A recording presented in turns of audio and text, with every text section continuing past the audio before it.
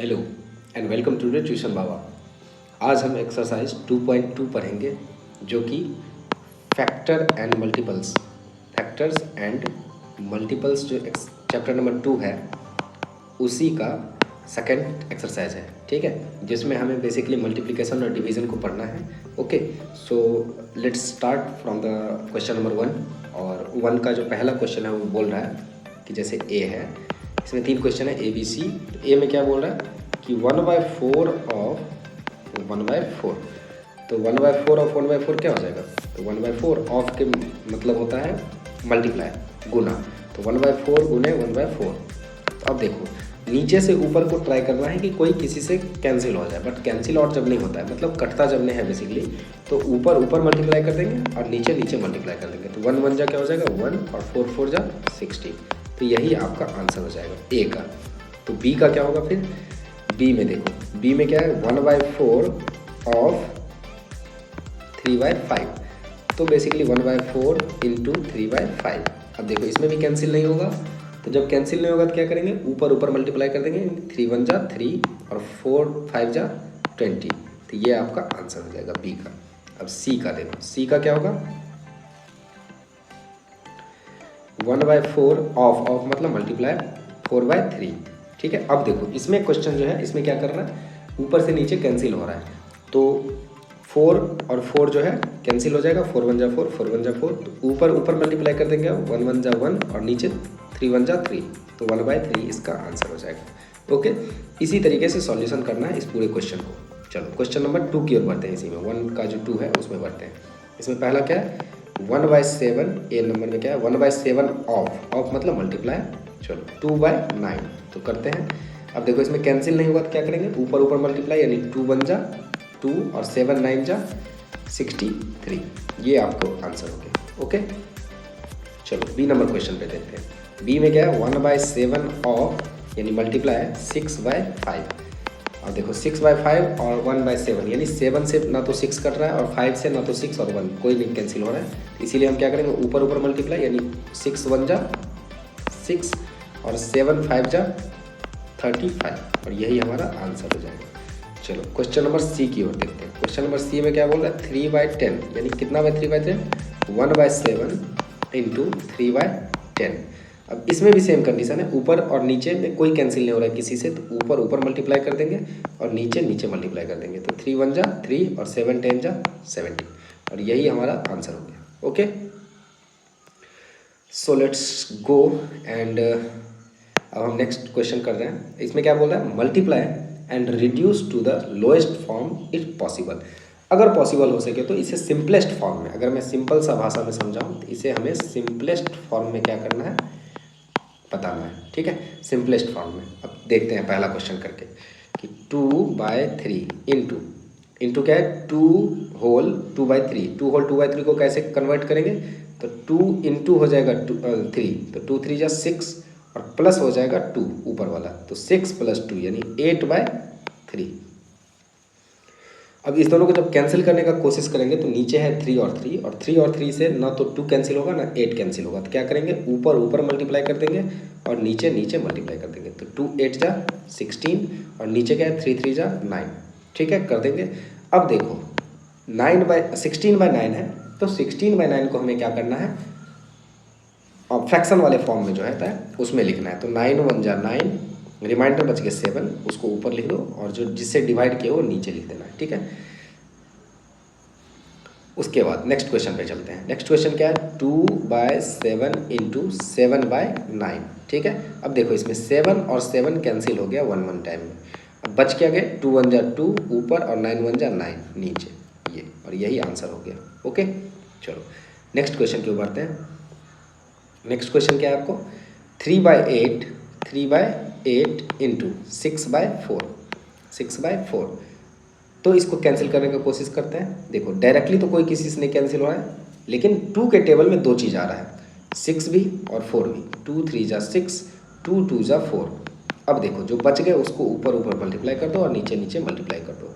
तो 3 3 जा क्या हो जाएगा 9 और 8 2 जा क्या हो जाएगा 16। और यही आपका आंसर हो जाएगा।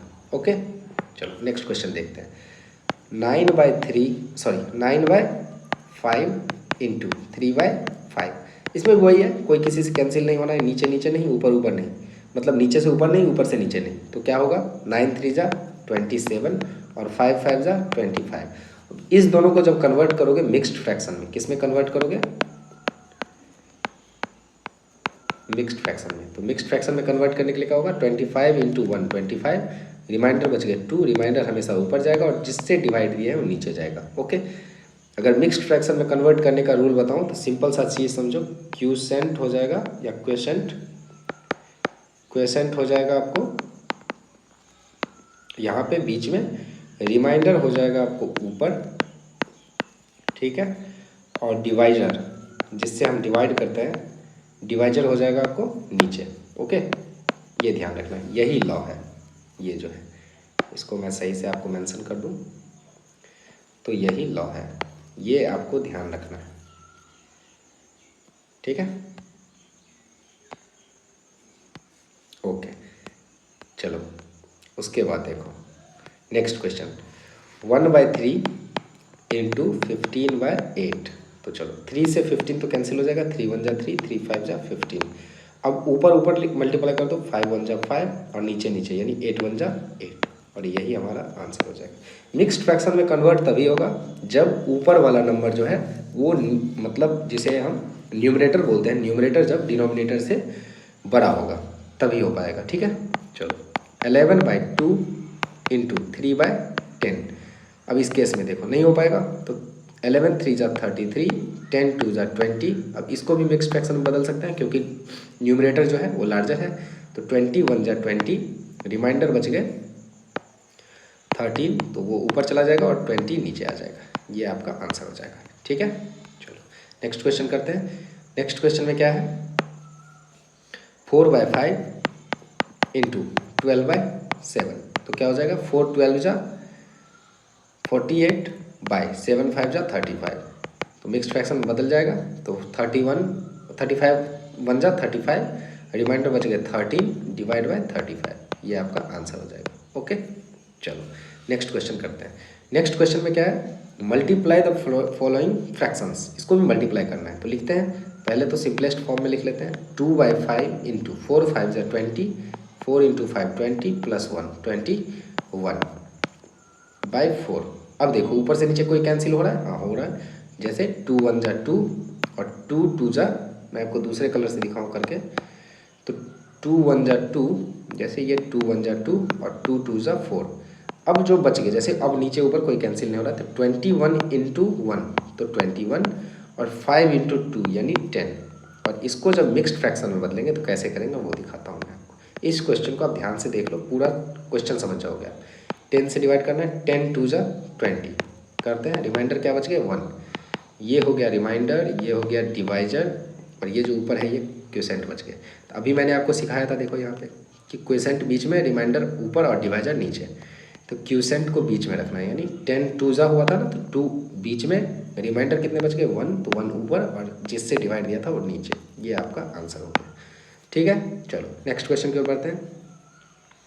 नेक्स्ट क्वेश्चन क्या है, 6 5 जा 30 प्लस 2, 32 डिवाइड बाय 5 इंटू 7/9, ठीक है। अब इसमें कोई किसी से कैंसिल नहीं होगा, तो 32 इंटू 7 करते हैं, 2 7 जा 14, 3 7 जा 21 और 1 22 डिवाइड बाय 9 5 जा 45 कर देंगे, ठीक है। अब इसको मिक्स्ड फ्रैक्शन में बदल लेंगे, ठीक है। इसको मिक्स्ड फ्रैक्शन में बदलना है, तो चलो मैं करके दिखा दूँ।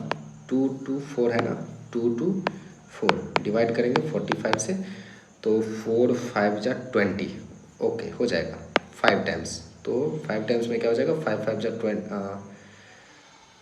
नहीं हो पाएगा शायद, 5 5 जा 25, 4 5 जा 20 प्लस 2, नहीं एक ज़्यादा हो जा रहा है, तो ये 4 टाइम्स में लगेगा, 4 टाइम्स, 4 टाइम्स क्या हो जाएगा, 5 4 जा 20, 4 4 जा 16 और 2 18, ठीक है। तो 4 12 माइनस 8 इज इक्वल टू 4, है ना। तो 4 टाइम्स में लगा तो 4 बीच में आ जाएगा, 44 रिमाइंडर हो गया तो 44 ऊपर चला जाएगा, और जिससे डिवाइड दिए थे 45 वो नीचे आ जाएगा, और ये आपका आंसर हो जाएगा। ओके, चलो नेक्स्ट क्वेश्चन करते हैं। नेक्स्ट क्वेश्चन में क्या है, 3/2 इंटू 3 5 जा 15 plus 1 16/3।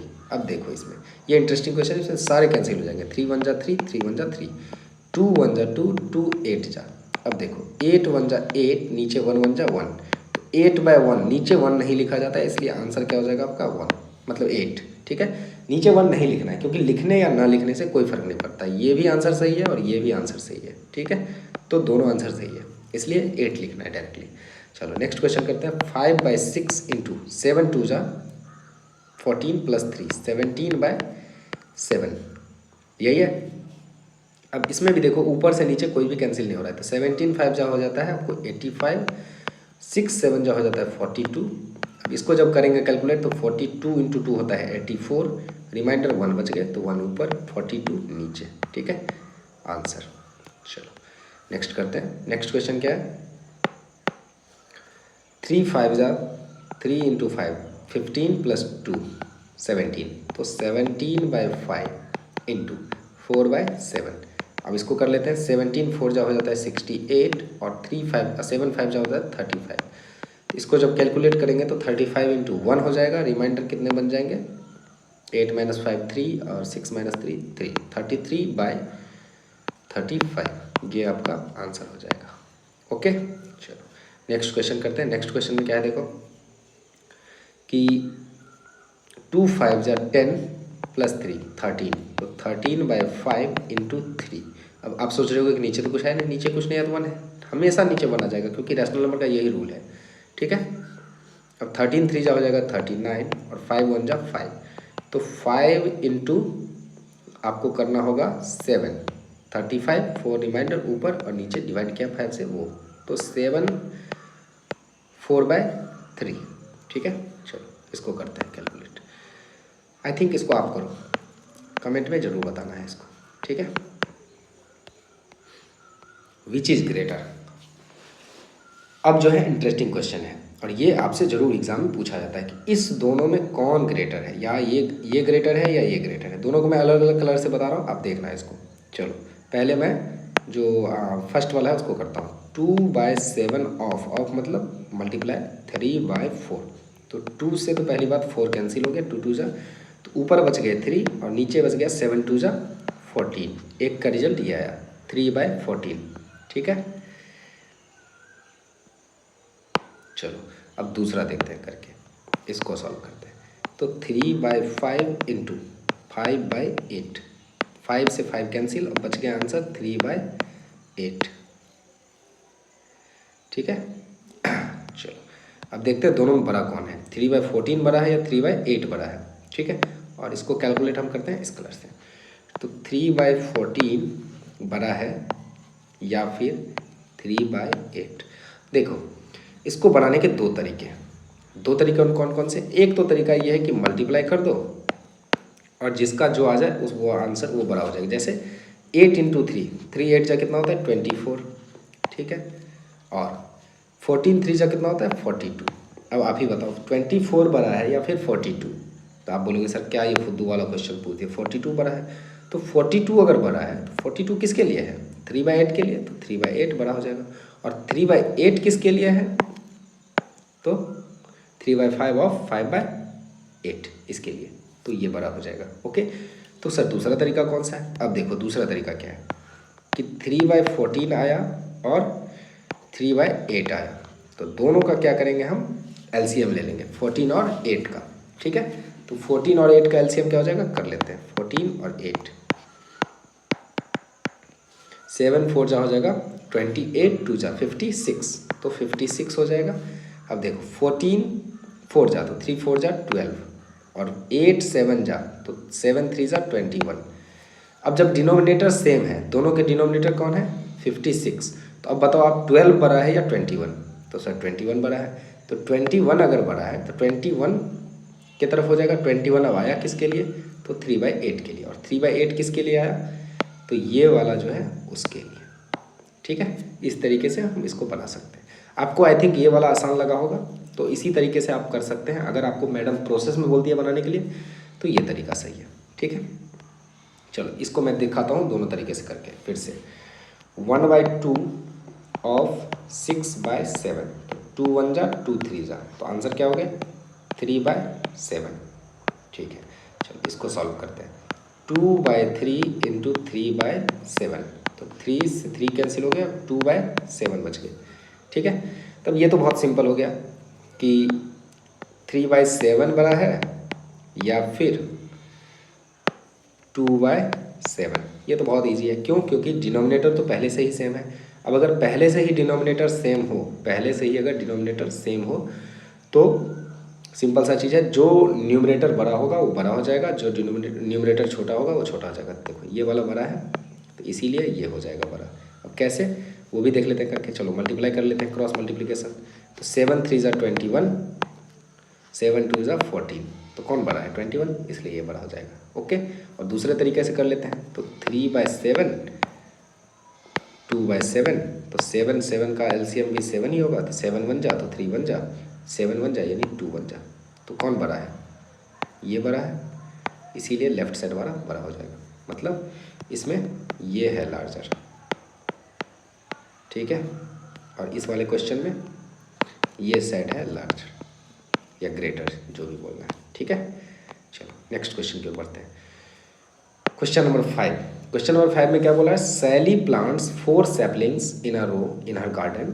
The distance between 2 adjacent saplings is 3/4 metre. Find the distance between the first and the last.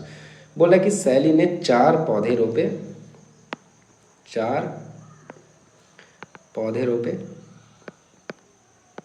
पेड़ बना लो इसको,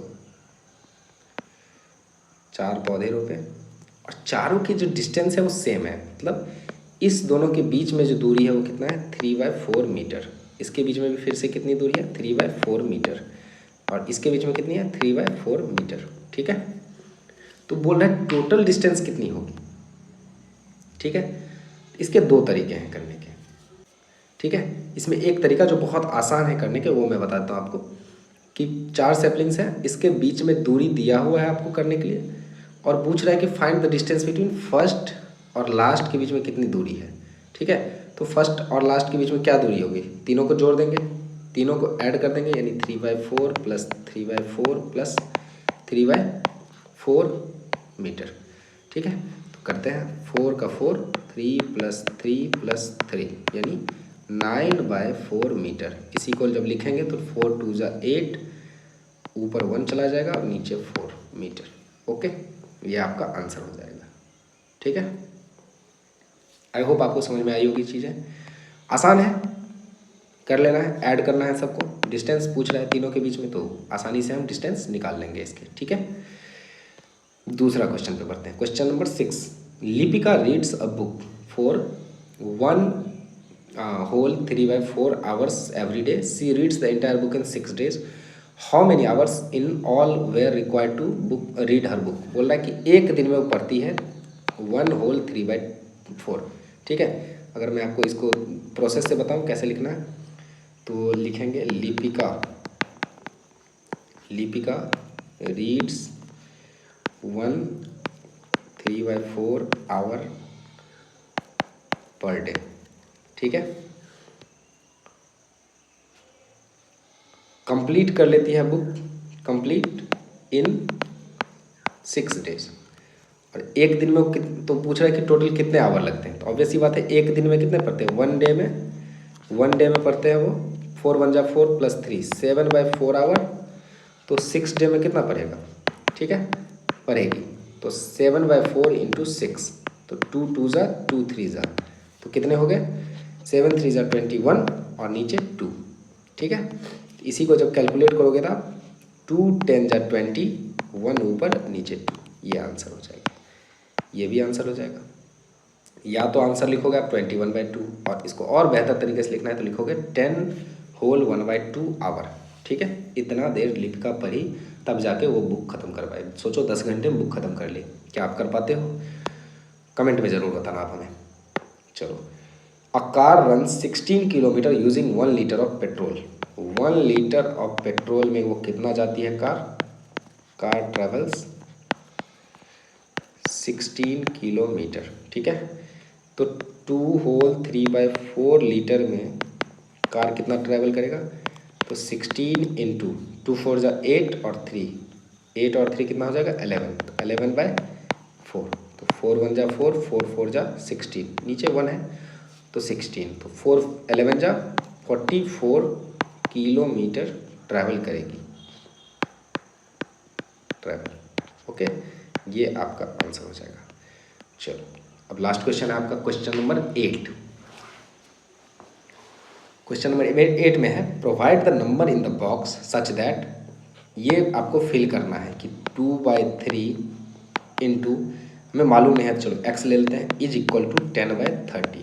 ठीक है, अब इसको कैलकुलेट कैसे करना है, तो देखो x को हम लेफ्ट साइड में ही छोड़ देंगे, सिंपल सा चीज़ है, LHS और RHS इस दोनों को इक्वल करना है।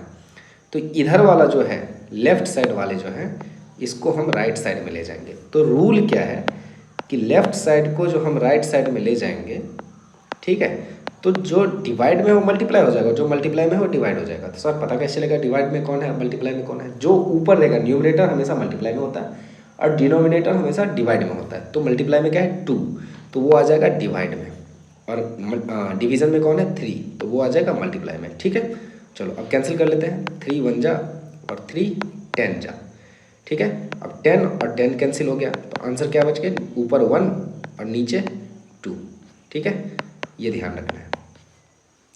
तो 1/2 आंसर हो जाएगा। अब बोला द सिंपलेस्ट फॉर्म ऑफ 10 इन, जो बॉक्स में आया उसका सिंपलेस्ट फॉर्म क्या होगा, तो आंसर इज 1/2 ही होगा। इसका सिंपलेस्ट फॉर्म भी यही होगा, आंसर इसमें क्या होगा 1/2। ठीक है, और 1/2 का सिंपलेस्ट फॉर्म भी 1/2 ही होगा। द रीज़न इज कि 1 जो है वो छोटा है, न्यूमरेटर जो है वो छोटा है। अगर बड़ा होता तो हम उसे मिक्स्ड फ्रैक्शन में बदल सकते थे, क्योंकि न्यूमरेटर छोटा है तो वो खुद ही सिंपलेस्ट फॉर्म में है। ओके, चलो इसमें वही क्वेश्चन है, चलो कर लेते हैं। 3/5 हमें नहीं मालूम है तो हम क्या लिख लेंगे बॉक्स में, x इज इक्वल टू 24/75। ठीक है, चलो फिर से वही से ही करते हैं, x इज इक्वल टू 24/75। अब जो डिवीज़न में वो मल्टीप्लिकेशन में चला जाएगा, यानी 5 ऊपर चला जाएगा, और जो मल्टीप्लिकेशन में वो डिवीज़न में आ जाएगा, है ना ये। तो अब देखो नीचे से ऊपर कैंसिल करते हैं, 3 1 जा 3 8 जा, ओके, 5 1 जा और 5 इंटू 15 हो जाता है 75। तो x इज इक्वल टू क्या हो गया 8/15। अब इसमें भी फिर वही क्वेश्चन है, सिंपलेस्ट फॉर्म क्या होगा 8/15 का।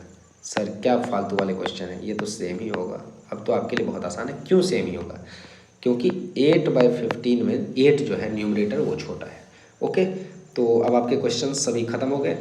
आई होप आप इंजॉय कर रहे होगे इस वीडियो को, और अब मुझे भी बहुत कंफर्टेबल होता है आपको पढ़ाने में, क्योंकि मज़ा आता है पढ़ाने में, और बहुत आसान है, बहुत आसान तरीके से मैं आपको समझाता हूँ। अगर कहीं भी कुछ प्रॉब्लम होती है तो आप हमें ज़रूर समझाएं, मैं उस भाषा में समझाता हूँ, मैं वैसे लैंग्वेज में समझाना चाहता हूँ आपको जिसमें आपको सुविधा हो। आपको लग रहा है कि मैं हिंदी में ज़्यादा वर्ड यूज़ कर रहा हूँ, तो आपको जब नहीं समझ में आए कुछ चीज़ें तो मैं आपको इंग्लिश में ज़्यादा वर्ड यूज़ करके बताऊँगा। और आपको अगर ये लग रहा है कि सर आप इंग्लिश में ज़्यादा वर्ड यूज़ करते हो, तो मैं आपको हिंदी में ज़्यादा वर्ड समझाऊँगा।